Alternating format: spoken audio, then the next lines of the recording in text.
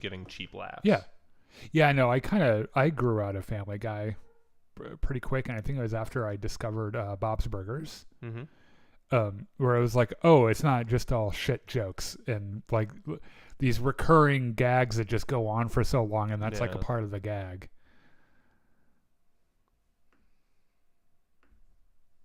I think I said this to you before, but it's a surprisingly sensitive portrait of blue-collar America. Yeah, and I like the commentary of it too. And I enjoy that, like, we were talking about it when we were playing Battlefront a while ago, and I know it's like a fan favorite thing to hate Peggy, and I mentioned it, and one of our friends, Monty, was like, well, she's doing the best she can, and it's like, no, Hank is doing the best he can. Yeah.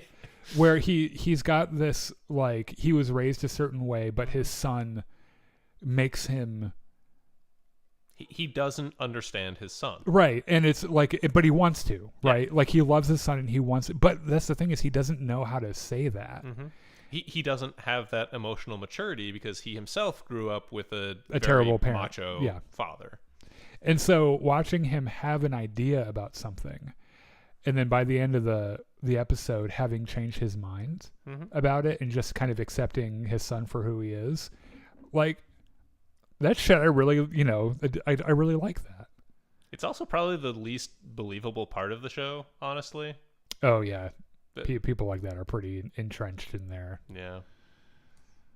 It gives you hope. It warms the cockles of your heart. Yeah. But there are very few actual Hank Hills out there. I think we might have talked about this before, but I think Dale Gribble is my favorite character. Yeah.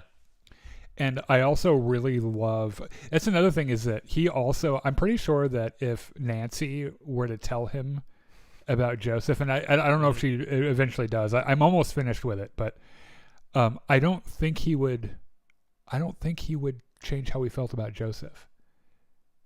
Probably not. And it is a hilarious running gag that he figures it out. This close. Right. Also I love how Joseph says the word dude. Because he says it like it's spelled with 2 O's in the middle. Yeah. Dude. And it is the funniest shit in the world. All right, shall we get started? I'd like to make one more point. Okay. Quagmire was almost certainly based on Boomhauer. Oh, because how much he fucks. Yes. Okay, yeah. No, I totally get that. Certainly not because of how... Hey, man, dang on, talking about it, dang on, what are you talking this weird, man? Yeah, that was oddly good. But also, it's fair pointing out that Boomhauer is not a pedophile, and Quagmire is. Yes. And it's weird, and I don't understand how people are okay with it. Because it's played for laughs, yeah. I guess. Not funny anymore. It's 2025. Our president's a pedophile. Yeah. All right, shall we start our show? I think we better. What a great note. Let's do it. Yeah, this show's getting political. Oh, yeah. Well, when do we not get political? That's true. Welcome back to Jedi Enclave. I'm Daniel. I'm Chris. And this is the Jedi Enclave Presents. Now, this is Podcasting Podcast, our weekly podcast about Star Wars and science fiction and video games and all the things that we enjoy. Star Wars and Star Wars accessories, which is a joke that you'll get now. I totally get it now, yeah. So I'm Daniel Sutherland, assistant manager, Jedi Enclave. Sorry, we were having this whole conversation about King of the Hill earlier. I'm also really looking forward to watching the new season because I'm getting to the end of the show right now. I think I'm in like season 12, like 12 or 13, I think, and I'm looking forward to seeing the new one. And also, I saw today, I don't know if it was announced today, but I saw the news today that they've already got a season 2 in the pipeline, and they're gonna because apparently the season 2 of the reunion because the first season apparently was received very, very well. Good for them. While you're here, well, today we're talking about a little bit of Star Wars news. We're gonna talk about some announcements that were made at Gamescom, and also the 4th episode of Alien Earth, which I found a lot of fun. And then while you're here, if you could give us a like on Facebook, YouTube, Twitch, and Discord. And then you can join our Discord. The link's in the description. We're also on Blue Sky. No Gungans and Dragons this Sunday at 7. However, I think we're going to be doing Monster Prom or some version of it. Monster Con?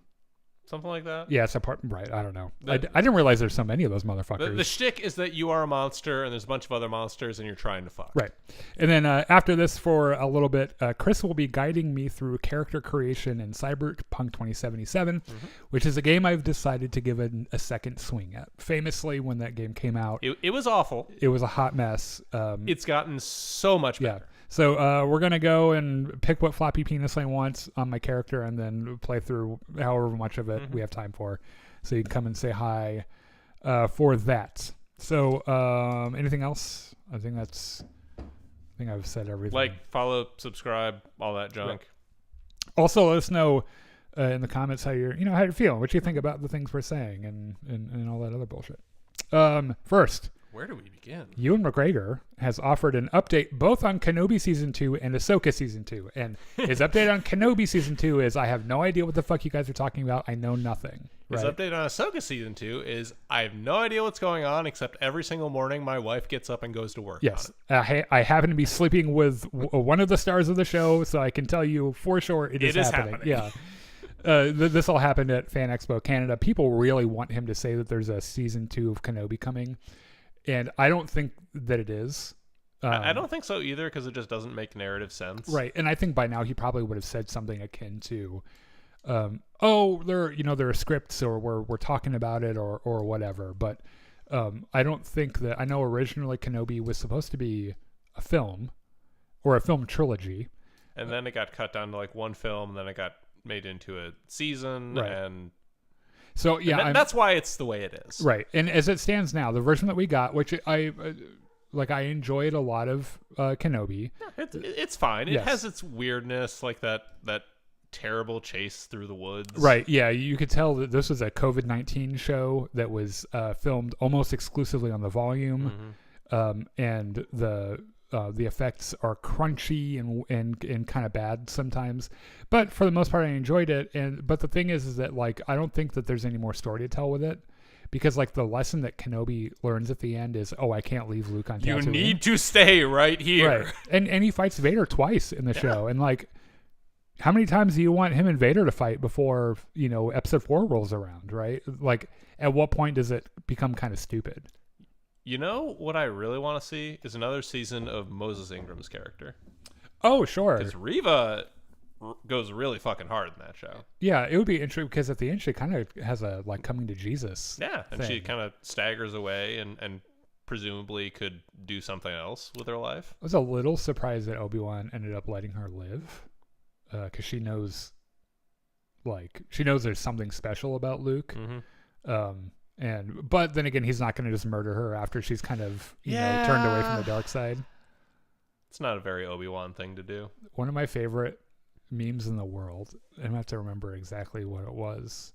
Oh right, it was during that scene where he and Reva are talking through the blast door, where like Obi-Wan is like the two of us, we can go after Vader, like just get me to him. And she goes like, where were you when Anakin Skywalker was slaughtering blah, blah, blah. And the next part of the meme is, I was riding a giant lizard, Reva. I'm sorry. Which is accurate. Yeah. Chris says, may the force be with you. Daniel and Chris, I hope you're both having a good night. Thank you for all of your awesome content. You're welcome. Oh, hey. You're a fucking legend, Chris. You too, but also that, Chris. All right. Let's talk about some gaming news that caught our attention this week. None of it's Star Wars. In fact, Right. some of it is the most hated of franchises, Star Trek. Oh, yeah.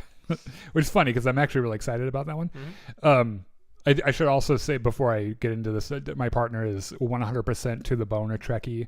And specifically Voyager. Right. So he's also very excited about this. But so first of all, Lego Batman Legacy of the Dark Knight had a trailer, a reveal trailer. Looks so fucking goofy. And fun. Yeah. And also, like some creators got to do a brief free roam of the world for like 30 minutes, and some of them have been posting it. And it looks, well, it doesn't look, but it looks like it feels a lot like the Arkham games, with that kind of like free flow combat and but it has like the elements of like Lego Star Wars, where you can kind of pick which character you're playing, and I think that you'll be able to like pick which version of Batman you are, and probably like Nightwing and Robin, or right. one of the dozens of Robins, or right. Batgirl or something. And it looks like there are going to be several different choices between Batmobiles, which is really cool.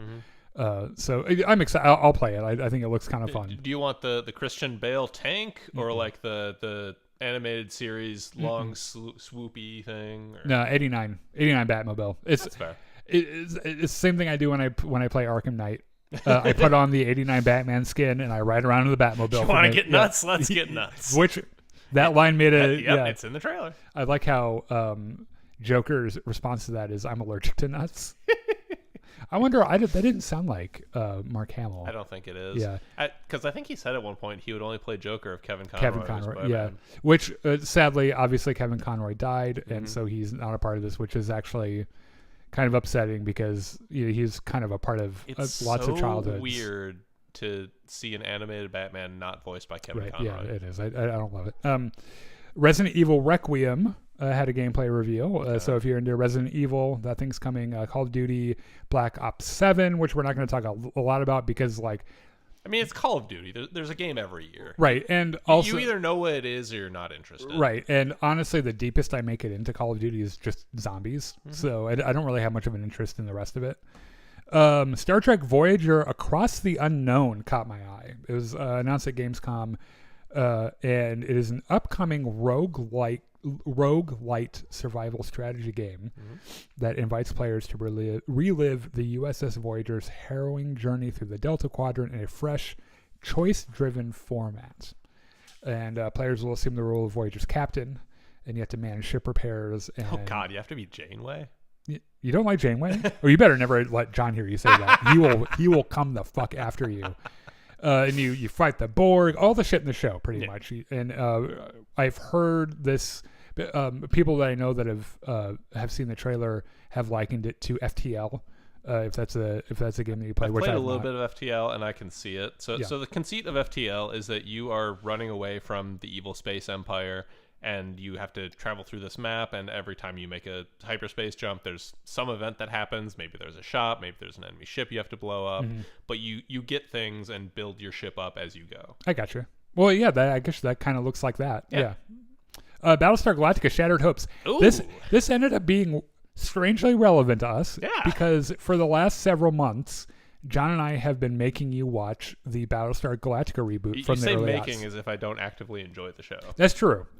But however, it wasn't your choice at the beginning. That's true. It was we're tying you down. We're gonna watch at least one episode of this, which is funny because that show starts off as a miniseries, like a 2-part miniseries. And so this one is a little bit different than the Voyager thing because the whole thing is kind of centered around escaping the Cylons after every round. Like the Cylons show up and you have to figure out how to get the civilian fleet out, and there are tech trees and skill trees and Adama's in it, and the graphics are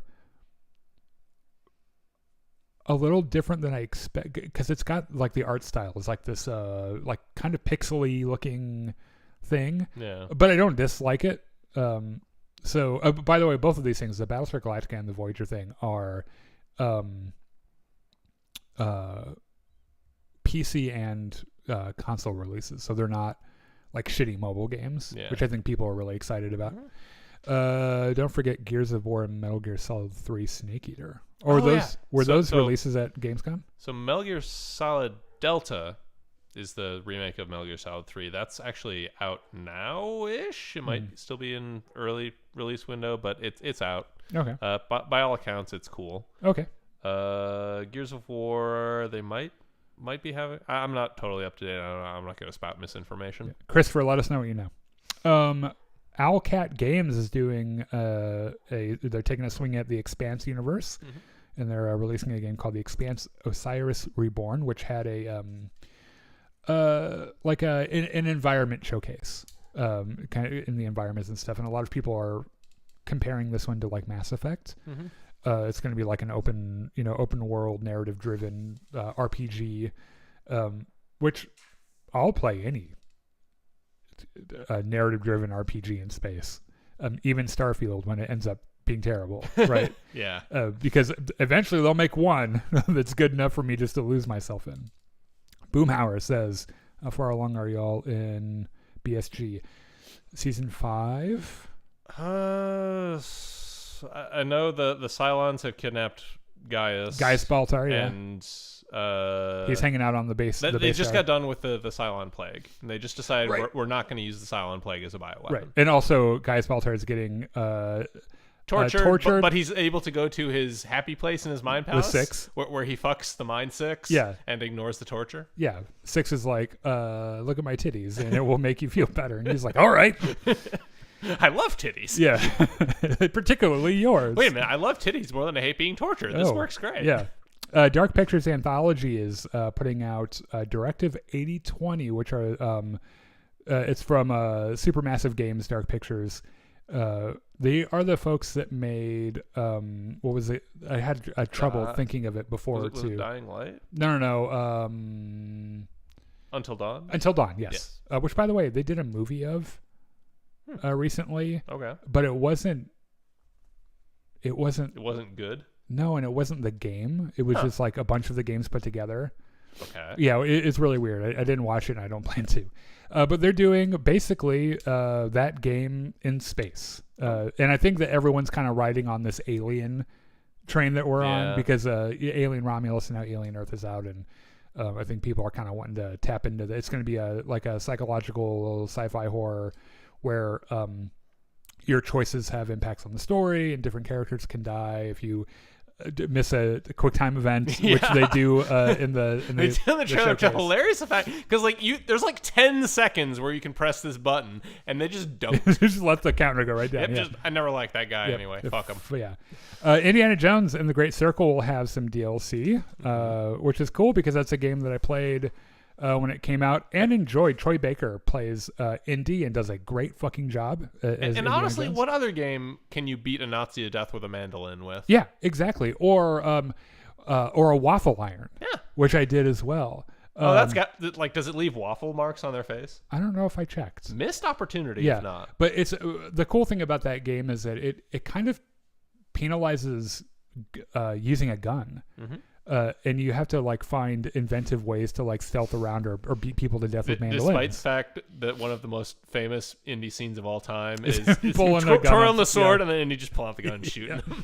Yeah, so there are going to be some new puzzles, some new story and shit. Some new things to bludgeon Nazis to death with. Our friend Sean, who joins us on Gungans and Dragons, told me about Warhammer 40,000, a new game coming out called Dark Heresy, which is also developed, I think, by Alcat, who's doing the BSG Expanse, right? Yeah, you're right.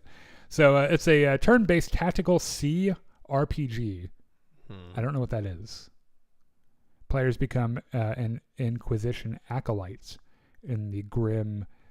The grim darkness of the 40th sector. Sean, if you're watching this and I'm butchering this, I'm so sorry. But this is another game that's coming out that I hear people who are excited about Warhammer are also excited about. Boomhauer says, shit, y'all are knee deep in the muddy. Enjoy. I do. And you know what? I know a lot of people don't love how Battlestar Galactica ends, but I kind of do like it. Christopher says, I think Gears of War is just a remaster for PS5. It comes out Friday. Okay. There's also DLC for Indiana Jones. We talked about that. Mm-hmm. Still waiting on Star Wars Zero Company. Oh, yeah. I forgot that was the thing that's happening. Yeah, in fact, I'm a little surprised they didn't do something for Gamescom. Might not have had anything new to show. Boomhauer says, hi, Christopher. Well, fuck me, I guess. All right. Star Wars. Katie Sackhoff. Oh, before we go, I don't know if this was a Gamescom or not, but it's a recent announcement and it makes me excited. Vampire the Masquerade Bloodlines 2 got a release date. It's October sometime, I think. Is that also a game? Yes. The first Vampire the Masquerade Bloodlines is one of my favorite games of all time. It technically aged poorly because it used a version of the Half-Life 2 engine that wasn't the final version, so there's some really weird physics stuff that goes on in it, but has very, very cool writing. It captures the feeling of being a vampire in a modern urban society really, really well. Okay. And from indications, that's what this sequel is doing as well. So I'm excited for that. You don't have to be, and that's fine. You know what? I'm excited for you, Arthur. Thank you. Katie Sackhoff opened up over or about an emotional toll that kind of played on her in her role as Bo-Katan. Which she has a podcast called The Sackhoff Show. Which, I mean, everyone has a podcast. Right. We have a podcast. Right. But I noticed on her podcast she had the guy that plays Hilo in Battlestar Galactica as a guest. Yeah. And he was talking about how like Battlestar Galactica was kind of the first show that he was in as a Canadian actor where they would give Canadian actors contracts, which apparently didn't ever happen. That's fucked up. Yeah, but she was talking about how like the live action portrayal like really affected her confidence because she didn't really understand the character very much, and like there was a lot of secrecy around her role and everything, and how she like pretty much for a year she couldn't work because she thought she was terrible, you know, which is ludicrous because Katie Sackhoff is a fantastic actor, and I'm just now realizing this is a weird thing for her because she voiced the character in Rebels. So how do you not know about the character? I think what she was saying is that maybe the live action part of it is what. Yeah. I think it's that. It's that she wasn't able to personally identify with all of the motivations and things, and so getting into that character's skin and actively portraying them as a human being was hard for her, as opposed to like just showing up doing the voice, reading lines off a script. Yeah. Did you all see the footage of the Mandalorian Grogu movie? Forgive my ignorance, but is it real? Is it footage of Mando getting into an AT-AT and like taking it over and shooting the captain? Because that is real. That's from a snippet of footage that they showed at Star Wars Celebration that I imagine they will eventually let all of us peasants that didn't go to Japan hopefully see it. But yeah, if it was that, yes. Another a small thing we're going to talk about because I think it's bullshit, but it's being reported on a whole bunch. Star Wars apparently, or Disney is apparently considering Bella Ramsey for a Star Wars role. This is almost certainly rage bait because Bella Ramsey's been the target of some right wing bullshit. I mean, they're the current cool person to hate, right? And so this happened a lot with Brie Larson, where they're like, "Oh, Brie Larson, famously the girlfriend of fucking I forgot Scott Pilgrim." No, it was Kathleen Kennedy. Oh, okay, all right. Well, she did actually play the one of the girlfriends of Scott Pilgrim. But also is scissoring Kathleen Kennedy right this moment as we speak. Hold on a second. She didn't play Scott Pilgrim's girlfriend. She played... I don't think so. She played the other girl's girlfriend, I think, or something. She's in Scott Pilgrim anyway. Doesn't matter. Oh, yeah. Okay. So this likely isn't real. I mean, it'd be cool if it was. Yeah, and Bella Ramsey's fantastic. Yeah, she's a great actor. I think that people are just, they're making posts to get engagement and to get people pissed off and talk about how much they didn't like her in The Last of Us, or the fact that she's non-binary, and that makes people feel really insecure about their own sexualities. Which, I mean, I get having that feeling, but like, see a therapist. Like, it's a better use of your time. I think it'd be really cool to see her in the Rey New Jedi Order movie. That would be cool. Like as a perspective. Yeah, I like that. Well, here's some news. John Williams, famed composer of Star Wars and your entire childhood, doesn't like film music. Which I want to clear this up. Or at least offer my perspective. I don't know him, so I can't clear this up. I am positive. So the quote was, they're interviewing him for like a biography. I think that's going to come out for him.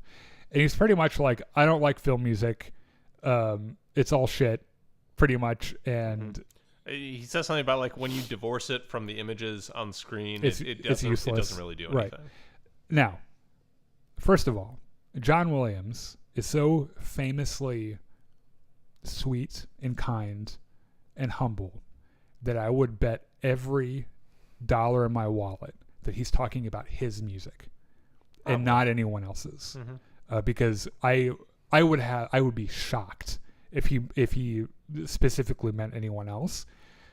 And it's also ludicrous because even when you take away the nostalgia, you can listen to any of John Williams' music and it is fucking amazing. If you sat someone down who had never seen the prequels and played Across the Stars for them, yeah, it's brilliant. It would pull tears. Yeah, it's brilliant. It's brilliant music, and I think books will be written about this after he dies, a bit, because he's a film score composer, but he's also like a legit composer who has written like real concert music. The one I keep coming back to is what, the Seven Sacred Trees, his bassoon concerto? The bassoon concerto, sure, yeah. Actually, he wrote a lot of concerti that are tree related. He's really into trees. It's a weird thing. Okay. And it's funny how different his film music sounds than his concert music. Yeah, it's kind of a high art, pop art type of dichotomy. Yeah, right. Because like some of his like concert music is real wacky. It gets really weird. So John Williams, you're a fucking boss. Stop telling us you're not. We're not falling for it. Fuck you. Okay. Is that all the news? I think so. Just let you all know, part of why I watch you all is the sense of fuck you. You guys get paid. We are very good at that. Christopher says, I'm excited for the Star Wars Acolyte art book coming out in January. Is that really coming out in January? I hope so, because that sounds cool. Yeah, that does sound pretty cool. I was just talking to someone about this the other day. My father gifted me as a high school graduation present a bunch of beautiful prints of Doug Chiang's concept art for Star Wars Episode 1. Okay. In this gorgeous aluminum box, and I lost it. I don't know where it is, and it didn't make it with us to this house when we moved. If it had, the prints would be up on this wall, right? Probably. Yeah, and it really was like, I really wish I still had it because it was so cool, and it was everything about it was so pretty. All right, shall we talk about some Alien Earth episode 4? Let's start with some spoiler free, just in case you haven't seen the show yet. So, which, by the way, if you've not seen it, I haven't paid for it. So like I've lost nothing watching it. But and this is also an opinion we might be split on by the end of the show. I know that you've not been enjoying it as much as I have, but I've been enjoying it quite a lot, and my partner has enjoyed it so much that he went and watched Alien last night for the first time ever. And just completely of his own volition. Like, you didn't even I was downstairs streaming, right. And he just watched it on his own, and I came upstairs from streaming, and he's like riveted in front of the TV. And because it is one of the best sci-fi films of all time. And there's so much connective tissue to the original that it makes it feel really nostalgic. And if you've not like bought into the nostalgia, like if that doesn't affect you, maybe. Yeah, I have zero Alien nostalgia, which is probably why I'm not really buying this. Perhaps means that maybe it's relying on the nostalgia a little too much. Maybe. Anyway. So I think I isolated the major reason I don't really vibe with this show. Okay. It's that I don't really have a character to root for. Okay. You don't like Wendy? Not really. Okay. I think all the kids are kind of insufferable because... Well, their kids are insufferable. Yes, that's what exactly. They do. Kids are the worst. So, like, all the adults are either helpless or just really fucking weird. Yeah. Like, Kirsch is the only character I really vibe with. Which is funny because he's kind of the one that's supposed to be the most cold and calculating, I think, and like kind of blank. But he's that's a testament to Timothy Olyphant because he is a really good actor. Timothy Olyphant is really good, but also Kirsch is just completely done with all this persona. Yeah, you know that he's just ready for all the humans to die. Yeah, and he's like, I can't wait for it. The line that sticks with me is still, "Fear is for animals. You are not animals." Right. Yeah. No, that was such a good line too. Yeah. So I'm still loving the ambiance and the feel.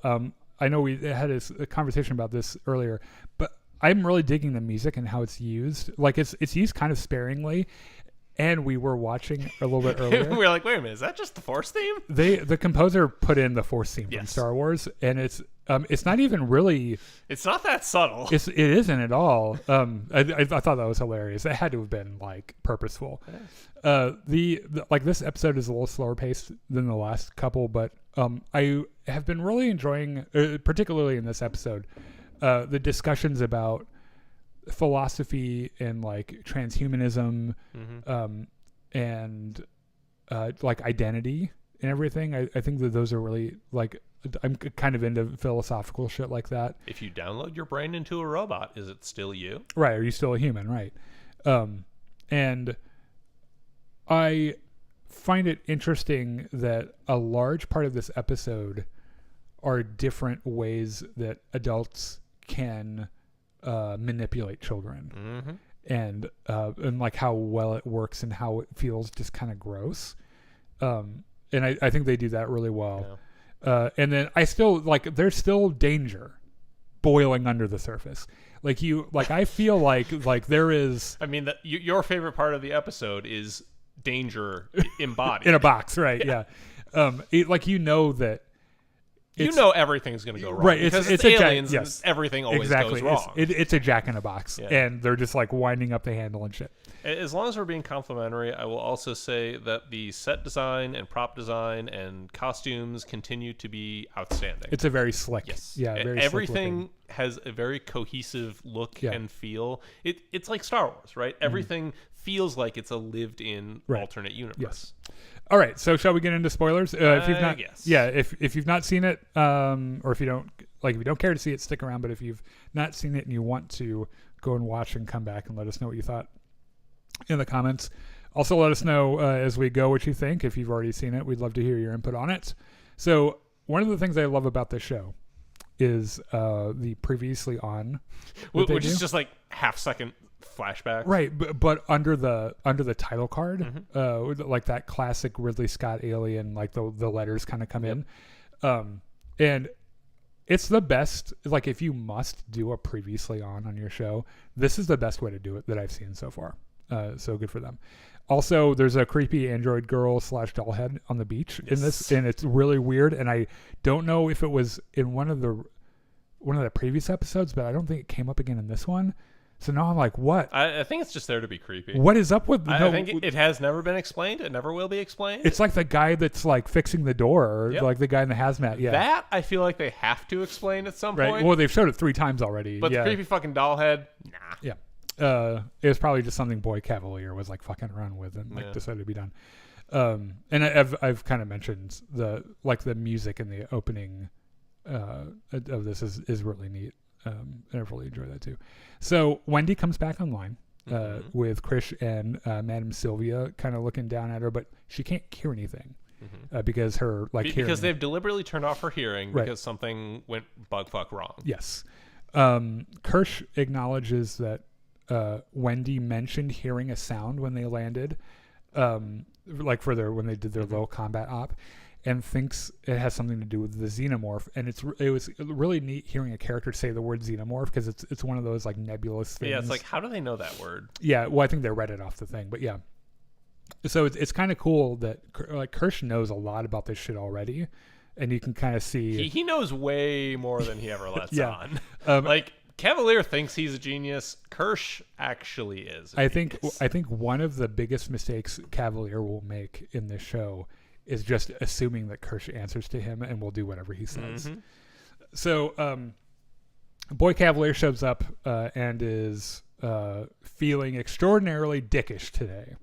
And he's a total asshole to one of the Lost Boys and to Krish. My favorite line of this episode is he says, "Hey, Joe, how's that new lung? You'll never guess what we did with the other one." Yeah, that was hilarious. Yeah. And Joe's like looking at him like, do I want to ask what you did with my lung? You know what? I'm probably better off not knowing. Yeah. He kind of like berates Krish a little bit, who's probably thinking, oh, I'm going to feed you to the xenomorph the first fucking chance I get. So he tells Krish to get back to the work on the experiments, and he also dismisses Sylvia really rudely. And he's like, look, this girl is very clearly traumatized, and Cavalier's like, number 1, she's not a girl. Number 2, you work for me. Now get the fuck out. Yeah. Number 3, I don't care. I just can't be bothered by anyone's feelings. So he has a chat with the tech guy Arthur, who I think they talked about this before. I just kind of forgot. Arthur and Sylvia are married. Yes. So they bring Joe in, who is introduced to Boy Cavalier. and he brings up the new lung and everything, and I really did laugh. Like that was a really funny line. Like, ugh. Yeah. So this is also a relief and confirmation that they didn't put that lung back in Joe. Yes. Which, like, when they said that, I was like, oh, thank God, because I like Joe. I like that character. Maybe that's the character you're looking for to root for. Maybe. He's just kind of like, imagine being him and learning all this shit in the last day and being like, what the fuck is happening? Yeah. So Joe asks what's in the lab, and everyone just kind of looks at each other uncomfortably. And definitely not your lung that we're feeding to an alien. Right. And definitely not one of those, like, aliens, right? Like certainly not. Like, y'all didn't bring that back here because that'd be fucking stupid. Yeah. And they just keep looking at each other all sketchy and shit. And they're like, you destroyed those aliens with fire, right? They're like, because we know fire works. Well, we did something like that. We brought him back here. Yeah. And we're gonna do experiments on him. So they bring Wendy's hearing back online, and then Arthur asks her what happened, and she explains the sound that she heard. And some bugs rubbing their legs together. You mean crickets? Crickets. Yeah, crickets. Yeah. So basically, Cavalier's like, "Can you make the sound?" And she's like, "Well, not really." No, it's like, no, your mouth isn't a mouth; it's a speaker. Yeah, now girl, make the fucking sound. Girl, you are a machine. Just fucking do it. And she's like, "Oh, that was easy." Yeah, that is not what it sounds like. No. Thank God.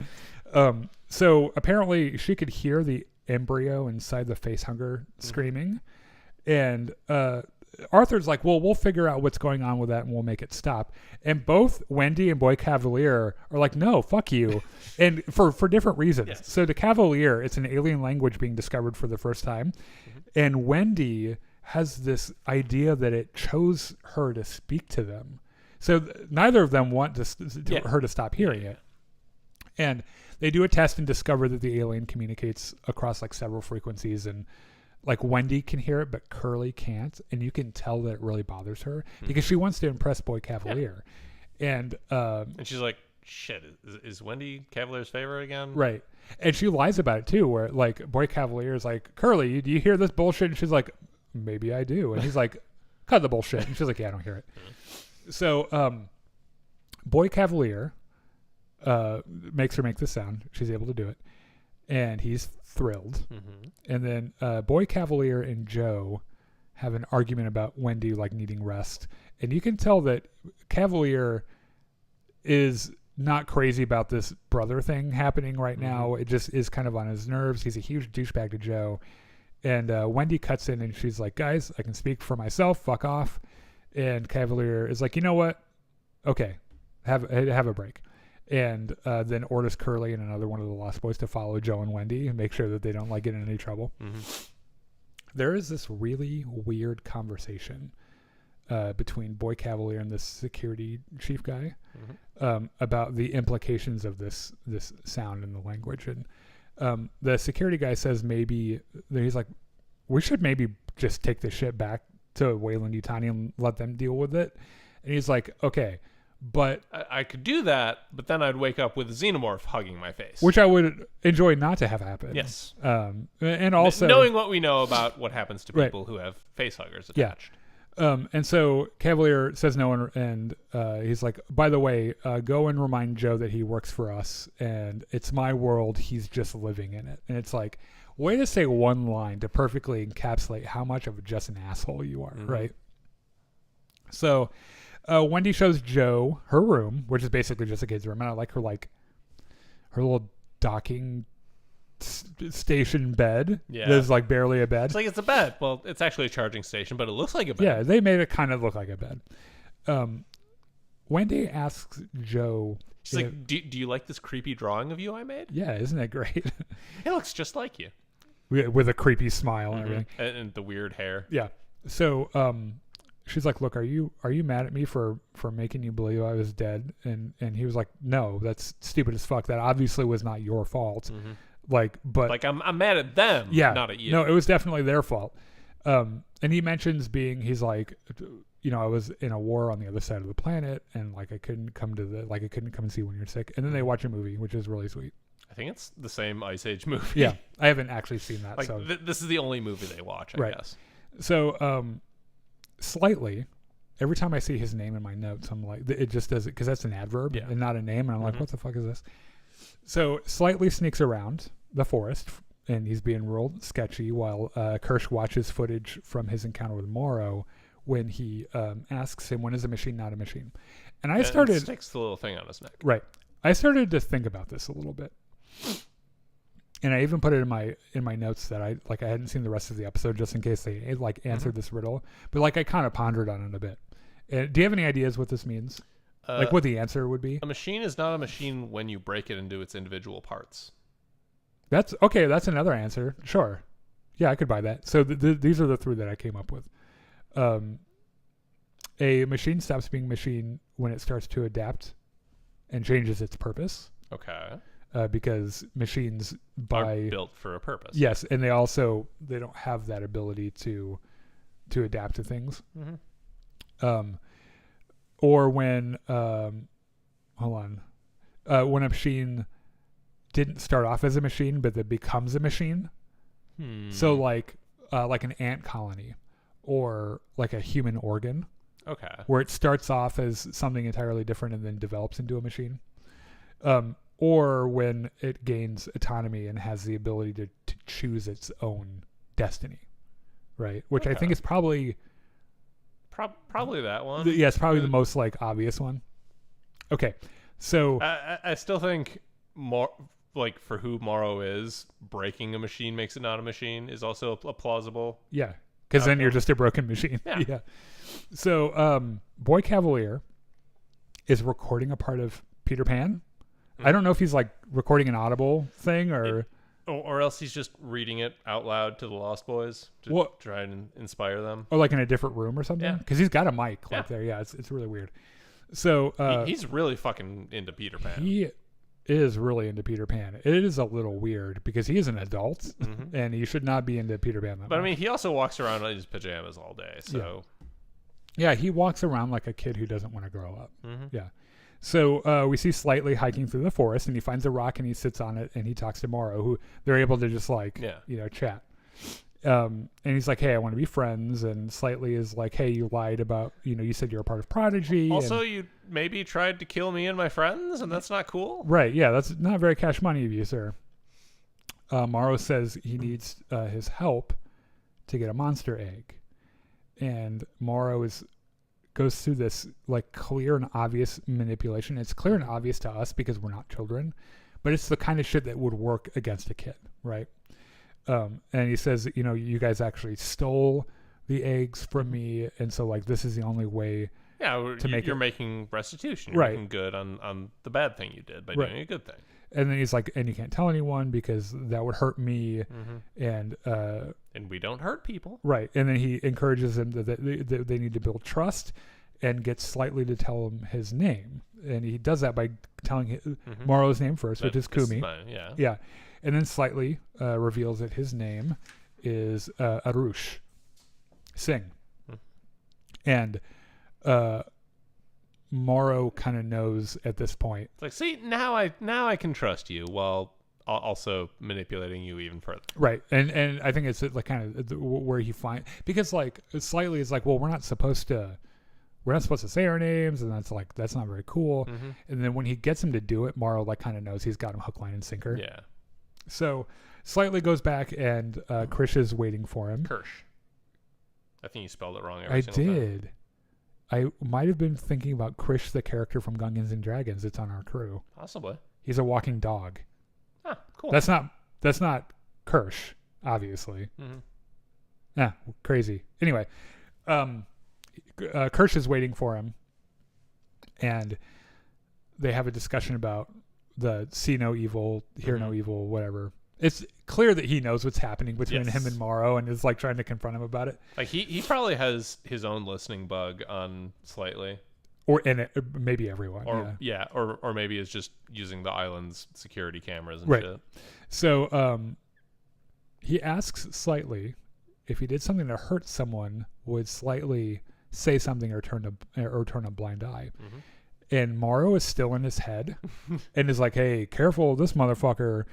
And he asks Slightly if everything's okay, and he says yes. And Kirsch says that being an adult is a constant test.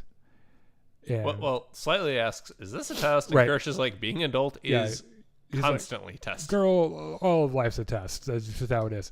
And then Slightly says that he would stand up for his friends. So meanwhile, Kirsch feeds a sheep to the eyeball monster while Boy Cavalier watches. And the music is so good and the scene is gross. But this fucking eye thing, it kind of slithers in, kind of like And walks the sheep up. is like, what the fuck? Yeah, that is sheep is like, thing? the fuck is this? And it jumps up and it like burrows into its eye. Digs It's the eye disgusting. out, And when he takes sticks itself in. when he takes control of it, it just stands up Yeah. like a person. Yeah. And it's like, that's a fucking sheep. They don't stand up like that. And then it seems to figure out, oh, right, I have 4 legs, not 2. Right. It's back down on all 4. He's like, oh, that's and better. just fucking stares at Yeah. Kirsch. Yeah, just stares at them and judges them the whole time, right? It is so It's fucking like, I'm going to creepy. kill you. I don't know how yet, but I'm going to figure out a way to I'm kill gonna you. figure it out. The second that fucking door opens, I'm coming for you specifically. By the way, this part of the reason I think I don't like Alien all that much is I'm not really into the whole body humor or body Horror. Sure. Yeah. That is kind of Because like this scene is really fucking gross. It's pretty fucked up. So they're measuring gamma waves on the sheep, and they deduce that like this creature is highly intelligent and that it's watching them, which is also really creepy. This is a good point for me to point out actually how cool the monster design is, though. Like the idea of it evolving to look like a host body part. Yeah, it's really neat. Boy Cavalier introduces himself to the sheep, which is really creepy. He like goes up to the see-through doors, like, hey, and the sheep's like, I'm gonna kill you. yeah, he's like, you just fucking wait till this door opens. You're next. Yeah.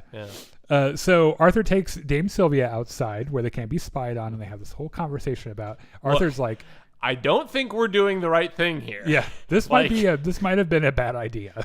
Like whatever the fuck Cavalier's doing, it is not science with like controls and careful hypotheses and testing and all that shit. Like he's just doing shit to do shit. Right. So like best case, we have created 6 robots that think they're humans. Worst case, we killed 6 children. Which, wow, what a great fucking like. Yeah, like that puts it really starkly. Yeah.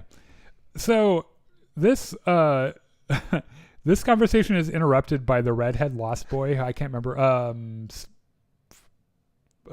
I forget. I can't remember her name. But she's the creepy one. The weird one. Yeah. Yeah. Randomly shows up and announces that she's pregnant. And Arthur and Dame Sylvia are like, "What the fuck are you talking about?" No. Yeah, that's physically not possible. Yeah. But also, you're like 11 years old. Like, there's a lot about this that is weird. So what are you he's like, talking okay, about? step into my office. Let's talk about this. So she says she woke up one morning and just knew. And there's this really funny deadpan moment from Sylvia where she's like, "Wow, that's big news."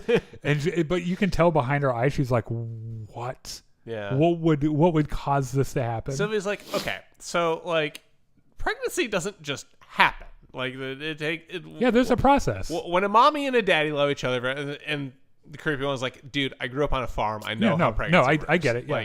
Like you stick your hand up the cow's asshole and put some sperm in there and whammo. It's not technically the asshole. I'm exaggerating. I was about to say, you did not grow up on a farm, I don't think. Anyway, so he's like, so do you want to talk about what happened at the crashed ship? And creepy one's like, no. He's like, Nibs. Are you sure? Nibs is her name, Nibs. by the way, yeah. I was like, are you sure? Because like, I'm thinking we should maybe talk about it. And Nibs is like, no. And in fact, I'm going to jump out of my chair and nearly choke you to death to express how much I do not wish to talk about this. Yeah. So she hits a panic button, and guards show up. It's very calm. She's like, "Oh, I have an appointment. I'm so sorry. I'm running late. They're going to show you back to your room." And after one of the guards takes her away, she looks at the supervisor or the guard, and she's like, "Confine that crazy bitch to her room. Tell your supervisor that we had a fucking level 3 event." Yeah, level 3 event. And then your supervisor will know what that means. So Joe and the security chief talk about Joe's position in the company. And basically Joe is like, "You know what? Fuck you. I want to quit." And the security chief is like, "Okay, but you owe us for that lung." Right. You're not going to see your sister again.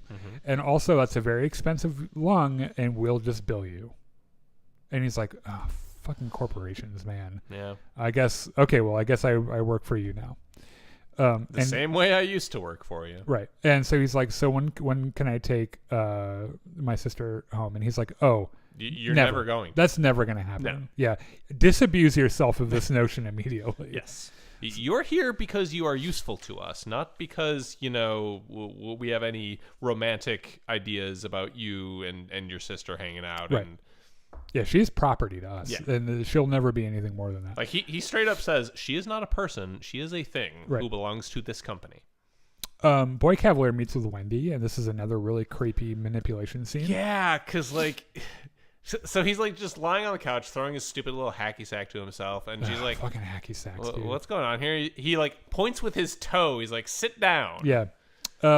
He asks if fighting the alien was like fighting pirates or Indians, and then it makes it another. It's a Peter Pan reference, and he makes another Peter Pan reference about fighting the crocodile and having the clock and shit. And Boy Cavalier is so interested in her ability to hear this alien language, and she was like, by the way, it didn't like being experimented on. Like, how would you feel? And then Boy Cavalier keeps referring to Joe as the brother, straight to Wendy. Like, it's a very weird, dehumanizing, like, kind of thing. And asks if Joe should be allowed to stay.